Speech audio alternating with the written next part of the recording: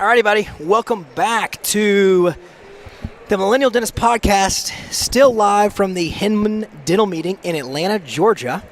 I'm still waiting. I need a cold beer. Where's my team's supposed to be bringing us cold beer, so hopefully we'll have something to partake in a little bit. My good buddy, by the way, hey, Dental Hacks Nation, we're also with them. We wanted to talk about Tyler. Ty, introduce yourself, and we're going to jump off to the races here. All right. I'm Tyler Hamilton. I got to turn a little bit here. Yeah, I know. Tyler Hamilton, 2015, University of Tennessee Health Science Center with this guy right here.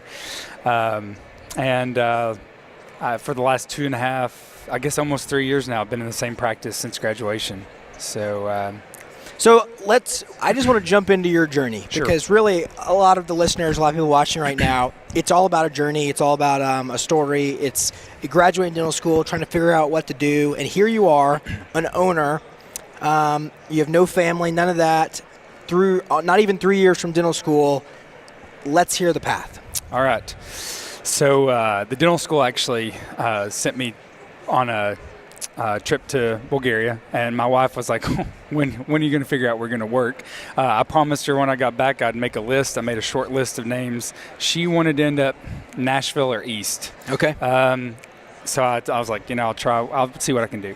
So I started in our hometown because we're both from the same hometown, Morristown, Tennessee. Both graduated, grew up from birth in that town. So I started my short list there.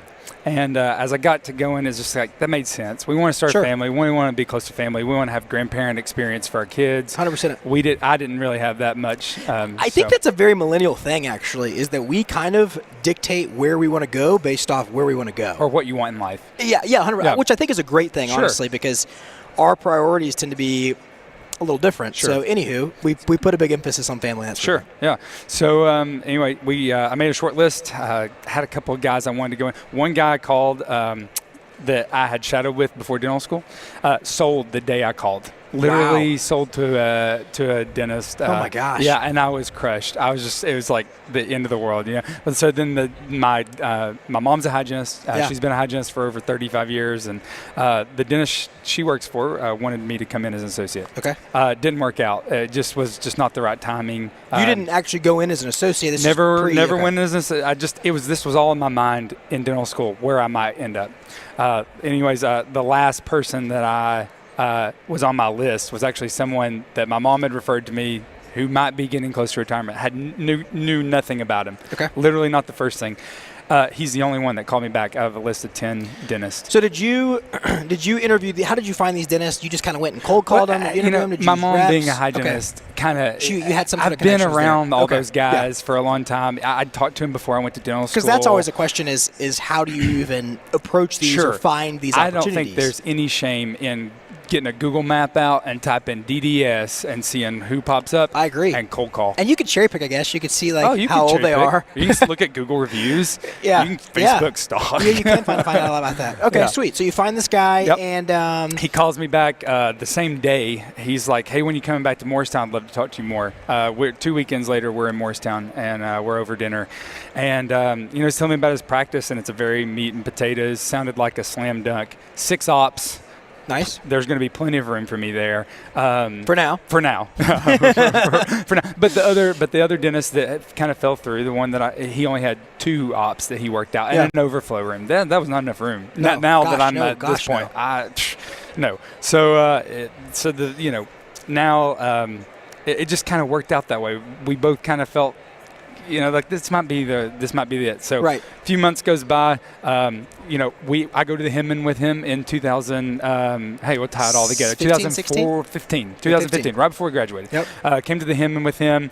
Took a bunch of the dental student classes. Gotcha. And got to really know him more. Which, by the way, to plug this meeting, if you're a dental student, plug, but it's that's great. A shameless plug. But if you're a dental student and you haven't come to the Hinman before, it's free. It's free CE. It's a great experience. You get to see a ton of this stuff. You don't get actual CE because you don't need it yet, but it's free. You can take the classes, and then you get exposure to the bajillion of different materials and manufacturers. So 100% a no-brainer to go to and I think probably the majority of these big meetings do. Yeah. So side note. Continue Absolutely, yeah. So we go to the Hinman. That was in March of 2015.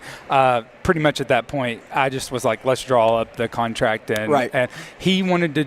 So one of my biggest frustrations with this whole practice transition was he wanted to go through a broker, a practice broker. Yeah. And that was, for me, a very non-millennial thing to do. Yeah, 100%. That is a very baby boomer thing.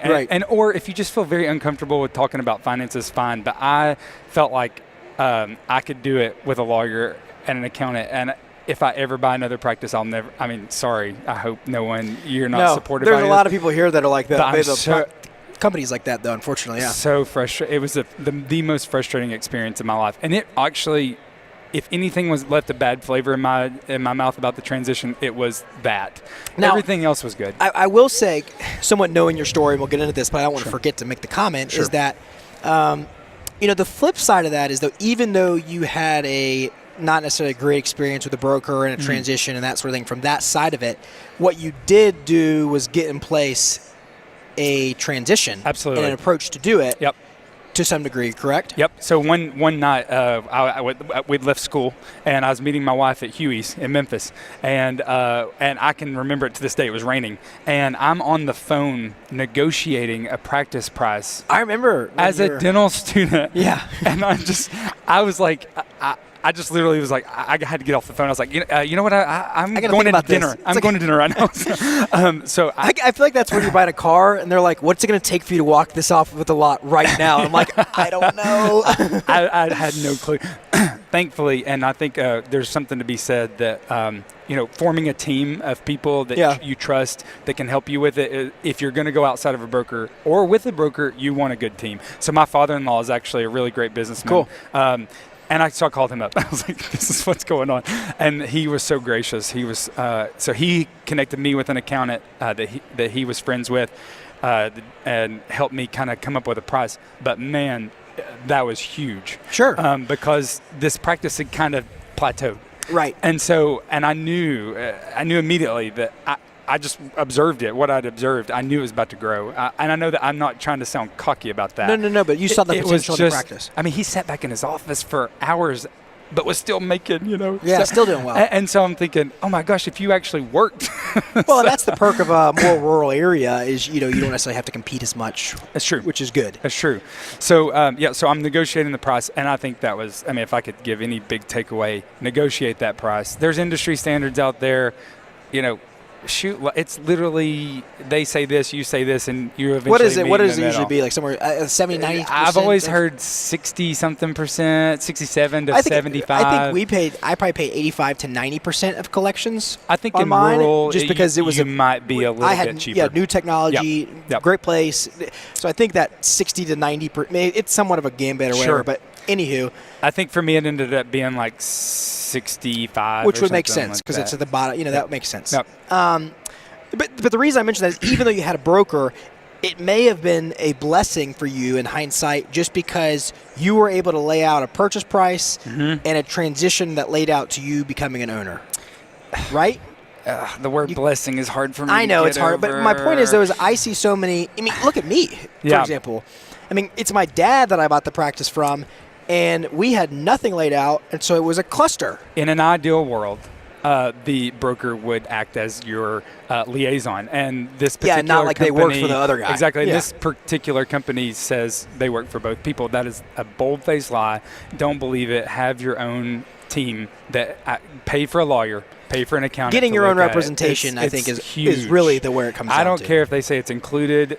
Get some other eyes on that contract to look at it, because I didn't personally go through the pitfalls that we've seen, but man, how many tons. stories People have you heard? Call all the time, yeah. Well, and the hard part is too and I get it, when you graduate and have loans, and your loans are like $6,000 a month, sure, and you got to come up with $5,000 to pay some representation, that can be a hard pill to swallow. That's right. Oh yeah, it's worth every penny. But when it could cost you $100,000 or more, yeah.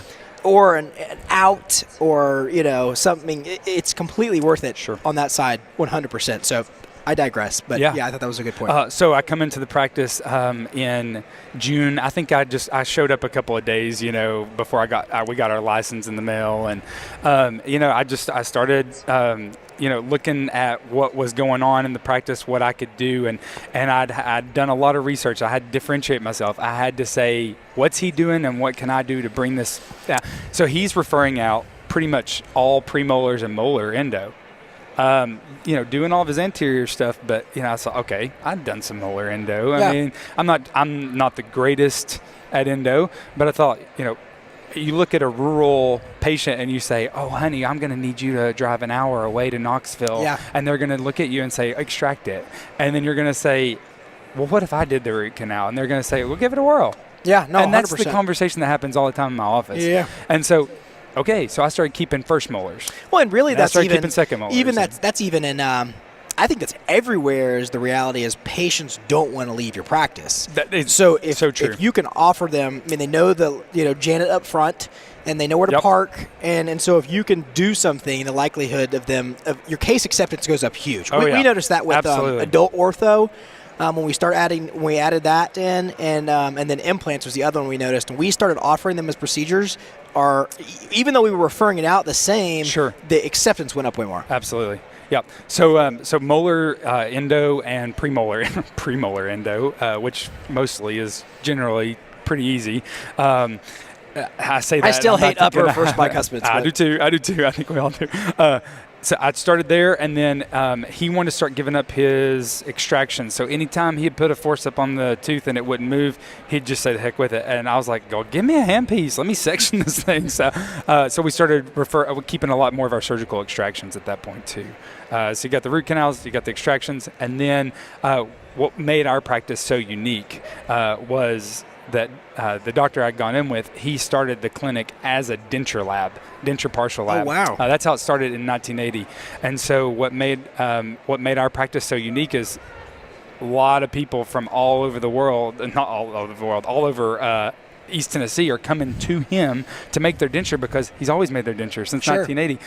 Well, I've got a lot of edentulous mandibles with people complaining of their bottom denture not fitting. I thought, you dog. Oh man, this is like, I can send you to the oral surgeon. They're going to charge you $2,000. You're going to come back to me, and then I'm going to charge you a lot of money to connect that implant to your. So denture. How did you learn how to do these specialty procedures? How did you learn to do implants? So implants. Is this what? It was from you. I told you. That's right. So I called you. I said. By the way, if you have questions and you're watching for Tyler or for myself, I got my phone right here, so I can pass on the questions. So just type in the chat. So anyway, I was like, I'd always seen the maxi courses, but again, as an associate, I didn't have $25,000 to lay down, or $15,000 for that matter, to lay down on an implant course. Was the owning doctor willing to help pay for the CE, or just all out of pocket for you? Well, part of my deal was I got $1,500 a year, which $1,500 doesn't go very far. Nope, it doesn't. Especially not implant training. But in talking with you and another of our classmates, it was like, you got to spend money on good quality. You got to spend money. Yeah, you do. And you're investing in yourself. And dental school can teach you great things, but it can only teach you so much. Sure. No, and 100%. So we connected. You sent me to referred me to the Foundry. In Birmingham, which was an excellent course. Maybe I didn't get to place as many implants as going to the Dominican Republic or whatever, but for me, the way it was taught was such a wonderful hands-on, throw you to the wolves and figure it out. And I love that. I want to figure it out. Yeah, it's and that course he's referring to at the Foundry, it's Alabama Implant Education. It's actually the course both of us taught, and we would recommend that. Other ones that I recommend all the time, Implant Pathway with Dr. Justin Moody. Yeah. If that had been there, I think when I was there, that probably would have been the one. I just like his online presence. He's the man.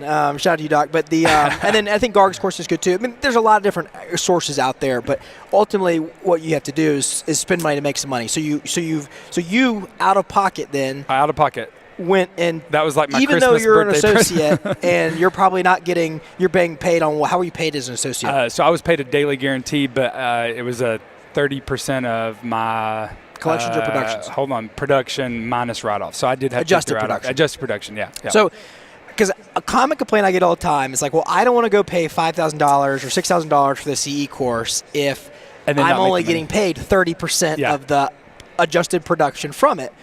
But the counter to that is you're going to be doing so much more an associate at that point because the other doctor's not doing it. Exactly. It's a no-brainer. So to me, that's small-minded thinking because one, ultimately, hopefully, if you do have a desire to own or you're going to be in a position, you're only investing in yourself. You're only promoting yourself to do more production, which ultimately gets you paid more. So even though you may be getting paid a percentage of it less than you would have, then get over it, or go back to your dentist and try to work out some sort of deal, either that maybe that specific procedure you could get paid more, or that he could pay back part of your CE with it. There's a lot of ways to do it, but that can't be a hurdle that you, because I would argue that learning to place implants and do more endo and that sort of thing, stuff that you've invested CE in, has probably played out pretty handily for you. Mm-hmm.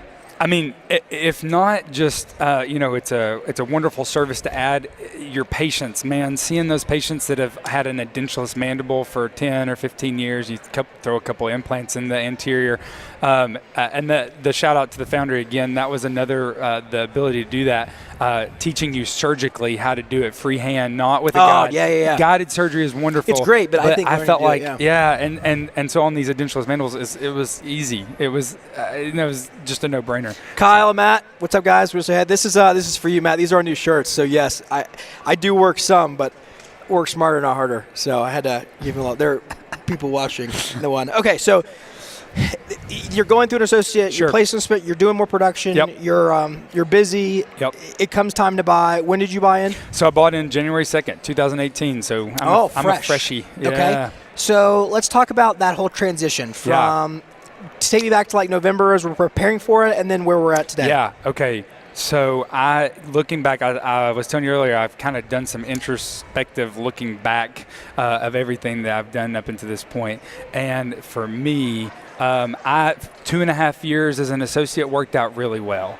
I probably could have done it at 1.5 years and been fine. But for me, investing that time into the practice, getting those patients to know me, I feel like if anything, I've built the practice up. Sure. So if there is some attrition from the own people who want to see the old doctor, it's at this point it's probably not going to matter. Now, was that 2.5 years? Was that in the contract when it was, or how did that date? That was the one thing that we didn't really negotiate, and I kind of left it at. I knew that he wanted to do it sooner than later, and I initially I wanted to do it later than sooner. How old was he? He turned 71 back in November. So you kind of had time on your side. So because I would argue for most dentists coming into an associateships that have a desire to own with, say, a doctor in their 50s, it would probably be better to have some sort of a timeline laid out. Yep. Because they're not going to be ready yet. Yeah, and I see so many dentists who come in and they're like, he has a desire to let me become partner, or desire me to own, or percentage equity, or whatever. Sure. 3 years gets by, 4 years gets by. One of our good buddies is a pediatric dentist. 3 years into an associateship that's supposed to be partner, nothing's getting done. He's having to walk away and start over. Mm-hmm. And so that it's not, if you don't have that, you were fortunate, obviously, because like I said, you had time on your side because he couldn't work forever. But for most people, that's something that, again, would lay out on the beginning, some sort of timeline. But also I feel like, I kind of landed in a golden egg kind of practice because he, instead of letting his practice taper off, which he didn't keep growing it, but he did let it plateau, he did at least maintain a plateau. Yeah. I feel like so many guys, and I feel like I'll be like this too when I get 60, 65. I'm going to probably try to start working less. Complacency becomes, I think, a big issue in our profession. But I will say this, and I think you echo this when you came in, I feel like it recharged your dad. 100%. When I came in, he was 69, I think, 68, 69. I come in, he's a completely different person than I, and even the staff was like, he's got so much more energy now. He's got all this, and he wants to come to work now. It recharged him. So it was mutually beneficial. Did you have issues before you bought it with integrating new ideas, new stuff? Because obviously that's a question we get a lot too, is how do I integrate new stuff if it's not your dad, like in my situation? Yeah. Well, I've not integrated. I've not brought in the cone beam yet. That's coming. I've not brought in, scanning, digital scanning, anything like that yet. So really the things I've done are things that they were already familiar with. Now surgically placing implants with a flap laid open, that was a little hair-raising for some of my assistants. Sure. But I have one assistant that was an oral surgery assistant, and she was like, give me all the implant cases. And I was that's like, awesome. Okay, sweet. So, again, going back to using everybody's talents differently on your team is huge. And, I mean, she's the first one to raise her hand and say, I'm doing this.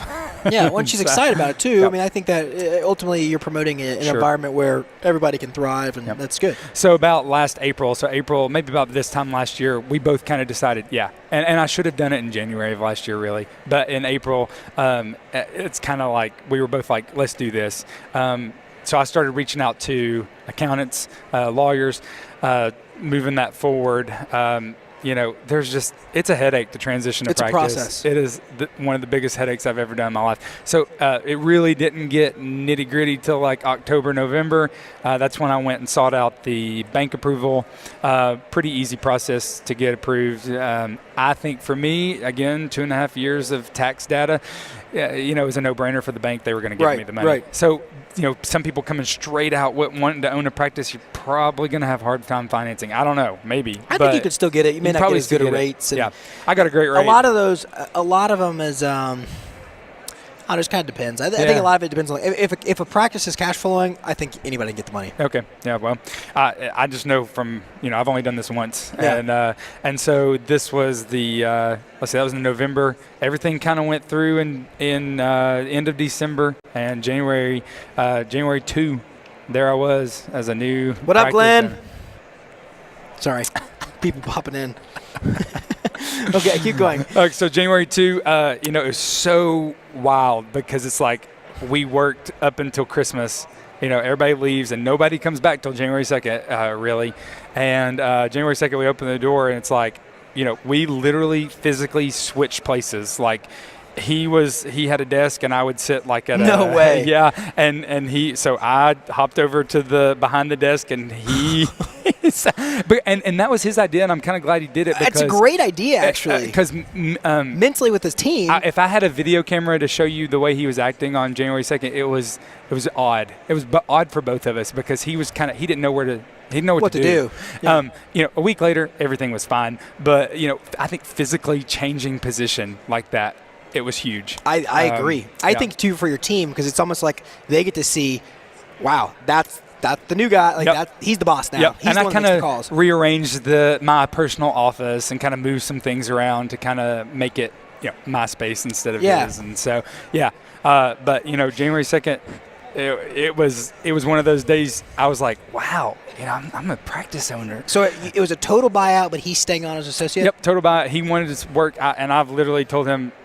I love having him around because for me, dentures and partials, and I didn't like doing dentures and partials when we graduated. I hated them, and now I love them. It's like it's one of my favorite things to do because inevitably with my lower dentures, I'm throwing in 2 implants. Yeah. You don't really want to do this without 2 implants. And who would? I wouldn't. I think I sent someone away the other day. I was like, I'm not going to do it. I was like, you're gonna. I can't make you something you're going to be happy with. Yeah. Because I'm not as good at making dentures. I just sat. So I was like, you're either getting implants or you're going to have to go somewhere else. Sure. I just sat in a locator class this morning, and she literally said, she was like, locator dentures are the standard of care now. I was like, I kind of agree. I mean, I agree too. I wouldn't want that in my mouth. I would not want to flop a I wish horseshoe. the insurance companies would agree with this. Yeah, I know, right? Okay, so the change happens. Sure. And then what else do you want to know? Well, tell us. What's that experience been like? Is life different? Is it harder? What's harder? Yeah. What's easier? Yeah. I mean, now the problem is now you've been there for 2.5 years, building up ideas of what you want your practice to be like. Now you get the chance to do them. Yep. What's happening? So the first week, First off, are you making more money? Well, I didn't pay myself till February.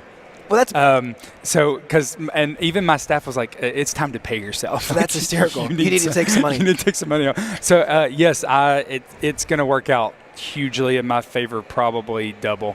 Yeah, that's fantastic. The first year, Wow. And that's awesome. That's notes paid. Congratulations. That's everything. So for me, it's like I did not want to be an associate for the rest of my life. I'm the kind of personality, I don't really like working for anybody either. And I'll take all the ownership, whatever. Give it to me. I'll take ownership of whatever I do. I didn't want that looming over me for the rest of my life. So the first week I'm sitting there, the first day goes by like so smoothly because no bills to pay. I'm just sitting there. We're doing dentistry. And do y'all have an office manager, or are you the office manager? So yes, that was one thing I did. I kind of changed some of the roles. The de facto office manager, I just straight up said, "Hey, you're the office manager, and I gave everybody a little raise to kind of show them my awesome. commitment to them." Yeah, cool. I had to make some staff changes, which was very hard. I want to talk about that. Hard. So come back to that. So the first week though, I was just sitting there thinking, man, the first week goes off without a hitch. Second week, that's when all the crap started. So what happened? So you're switching over all your insurances. Oh gosh, to be me as the sole provider, the and MPI him numbers as and and so the MPI numbers and all this. You stopped getting paid. You literally stopped getting paid. We didn't think about that either when we did. The money actually is still coming in, and I did buy the accounts receivable at a discounted rate.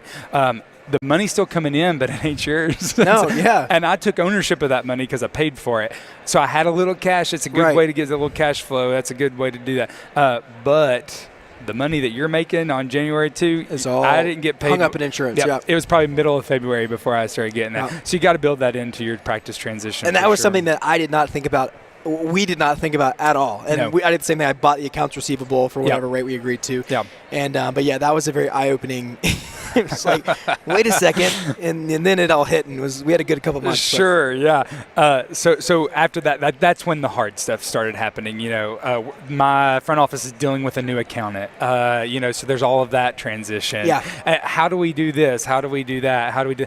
My poor office manager was on the phone hours a day with insurance agencies trying to get us turned over to, all. So I feel like by the end of February, maybe the 1st of March, that's when I finally got to the point where I felt like, okay, we got it going here. So, yeah. Okay, so talk about transitioning team. You said you had turnover. Yeah, we had a little turnover. So about last year. Did you see this coming before you were an owner, or only after? Man.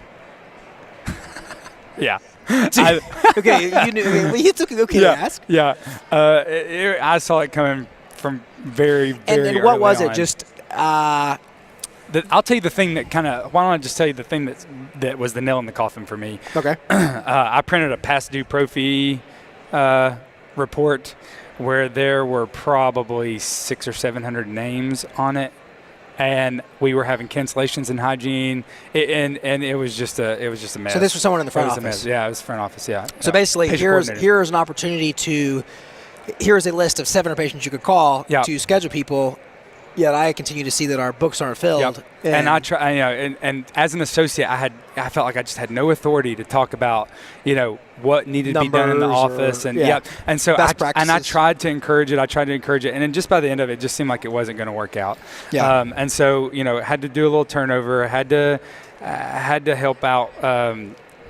I felt like I needed to make a commitment to the rest of the team, so that's why I offered them just a small raise, just to say, hey, thanks for being with me, and let's do great dentistry together. Did you start looking into the numbers like that as an associate? Oh yeah. You and I have talked. I knew the answer to that. I wanted to know the numbers from the get-go. And that's I wanted to. That was one of the things going into this. So many dentists don't know their own numbers. It's kind of like I wanted to know. I was like, I want to know. So we started out. In 3 years we've grown the practice by 25 to 30%. Wow. It's just been awesome growth, and so I can't complain. But I wouldn't have known that if I wasn't looking at the numbers from the beginning. Sure. So I think as an associate, if you have access to the numbers, you got to get them. So here's a little bit of thought. We talk a lot here about ownership and what it's been to you and that sort of thing. What would you say to the person that's like, well, I just don't want to own, or, because my concern always is it's like, that's fine if you don't want to own, but then what is your other options? Does that really hurt you financially? And is there a way that you can be an owner and develop a team around you to where you're an owner, but you're not the one running the practice? Because it sounds like you're doing a lot of the roles versus like you could be delegating. Or a better question for you, talk to me about how much business or office management stuff you're doing on a day-to-day basis versus the normal dentistry that you were just doing as an associate? Like, talk about how your roles changed from associate to owner. Sure. As associate, I was showing up. I mean, I'd literally show up 5 minutes before the bell. You're a typical millennial. Yeah, Come on. Yeah. I mean, and sometimes 8:01, 8:02. But I also stayed when I had to stay, too. And so, now it's so much easier to show up a little earlier to get things done. Right. I take on probably a lot of more responsibility than I should. But, I've automated payroll. I've automated all the accounting stuff where I just can be hands off. The question was about being... The differences in the roles between an associateship and owner now, like on your day-to-day basis. For me, it doesn't seem like too much of a difference. I mean, I worry about the cash flow. I worry about what's going on. But, and now I have a financial stake in the cash flow. But for me, it's not been too much of a difference. Talk about the team that you brought in then. Did you get an accountant, attorneys? I mean, do you have a financial planner? Do you have an office? I mean, you said you kind of have an office manager. Who's ordering supplies? Who's tracking that? Talk about that, your team kind of aspect. I feel like my staff is probably my favorite thing about my office because 3 of them have been there for longer than 15 years. 2 of those have been there for longer than 25 years. That's awesome. My one assistant that's been there for 28 years, she orders all the supplies. My office manager does all the insurance, all that. We operate with a pretty small staff. I would say some people probably tell me I need more staff. Some people would say you're doing just fine with the staff you've got. They work hard, and I think staff is so crucial to your success as a dentist, and I think that you as a dentist need to honor that too, because it's make or break. And I feel like I'm trying to do my team right now. I'm really trying to figure out what is a payroll, and we're doing a kind of a profit sharing plan now in our practice where I'm trying to. I mean, look, my goal, and I talk about this all the time in being a dentist. I really do want to work smarter, not harder. Yeah, absolutely. I want to take more vacations. I don't want to work my butt off. I want to do the type of dentistry I want to do. And so the only way I can do that is if my team is completely on board with my vision. Sure. And if they don't know that from the get-go and I don't reward them in a way that everyone benefits, then they're just not going to have that kind of result. And so it really has to affect your team in a dramatic way. Absolutely. And doing that, I feel like you have to make your message clear. So that is another question I wanted to ask you. What have you done have you outlaid your vision to your team of kind of what you want the practice to be? So, I was telling you, we're kind of at the point where I'm kind of struggling with some things, and one of the things is where this practice was so hands-off. Now I'm having to be hands-on, right? And I want to be hands-on. Sure. I told them from the get-go. I said I'm more hands-on than this guy. I'm sorry. Yeah, I'm just way more. That's okay. And so I was upfront about that in the beginning, and so I told them that, and then as far as I've lost my train of thought. We were going with the vision. Okay. The vision. So that's where I'm kind of especially struggling. As now you get to the point where you're wanting to integrate technology and you're changing the way you've been doing things a lot more than you have. My office had 0 protocols, no systems, probably no consent forms. No consent forms. That I introduced a consent form the first time, and they're like, "Really? You have to do?" Yeah. You're like, I was blown. I was like, "My dad, you're doing like some crazy stuff, and you're not getting consent form." No, I know. So that's what that's where I'm at right now. So we've got a good team, but it's almost like we need to have. We've got to unify the team and be all on the same page. I feel like we've all and that's just because for 40 years it was a very just hands-off practice. He let the hygiene do what they want, and that's great for the hygienist. But for me, I don't want to deal with the questions every day. Well, what do we do in this situation? No, just do it, because that's what I do. I just go do it. So I want it to be more automated when it comes to. So that's where we're at. That's so let me tell you one thing we're doing, which I'm really excited about. Yeah. We're actually bringing in a consultant. His name's Dr. Benjamin Nemec, and he's a good buddy of mine, actually. And one of the things he's having us do before he comes in is Dad and I have to write out our ideal day. Okay. Pretty detailed. It was pretty funny. I sent Dad mine, and mine's like 5 pages long. And Dad was like, I was going to write like a paragraph, like do implants in the morning, do wisdom teeth in the afternoon, and that was my ideal day. And mine's like, what every single employee is doing, how it would go, what morning huddle looks like, when we end, when we're done, how we break, how they talk to patients, everything. And then he wants us to write out our vision. Basically, what do we want the vision for the practice to be? What do we aspire to be? And gosh, so doing the exercise just myself has been very eye-opening. Sure. And what I think it's going to be great and for my team, is that it's really going to lay out a clear picture of what I expect and what they want. Sure. Because if not, it's just, well, I guess Sully doesn't want to work and he wants to place implants, and I don't really know what my role in this is. Right. But I have to, I got to start getting my hygiene department to realize that, the actual prophy part of the hygiene is a very small portion of of my consideration from a business owner standpoint and a practice standpoint. Is that important? Do I care about the oral health of the patient? 100% yes. But I also need them to see the big picture. And if I don't make that clear to them, it's hard. So Absolutely. I would totally encourage you to do that exercise. Yeah. I think and then I'm going to read it aloud to them. Yeah. And give it to them. Even down to how we schedule, we have added, little pieces of staff, and everybody schedules in my office, which is kind of a little bit annoying, but I like it because it's I want everyone to be on the same page about the schedule. But that's one thing. Well, how do I schedule for that? That's another thing to battle.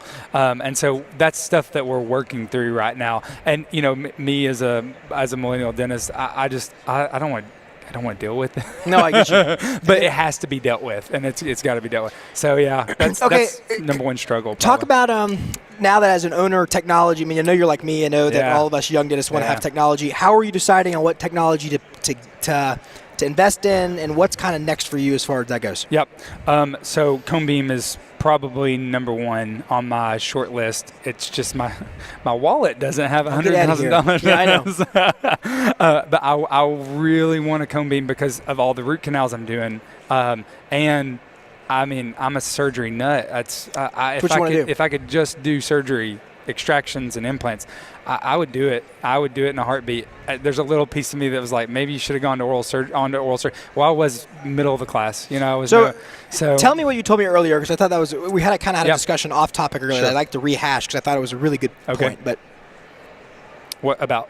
About how you were talking about technology and wanting to possibly get into aligners and that stuff. And maybe the next thing I'll buy is a printer because you want to do aligners. So I guess it's more like access to entry is, it seems like the intraoral camera of everything is probably the cheapest to kind of wrap your head around. Right. Not cheap, but cheap to wrap your head around. It's not $100,000 hit. So for me, you naturally as a new owner, you want to go to the lowest possible cost of entry. Okay, well I'll just start doing crowns with a scanner or whatever. Oh, I could do maybe some aligners with that, and but I can't print surgical guides if I don't have a cone beam. No. So it's kind of like.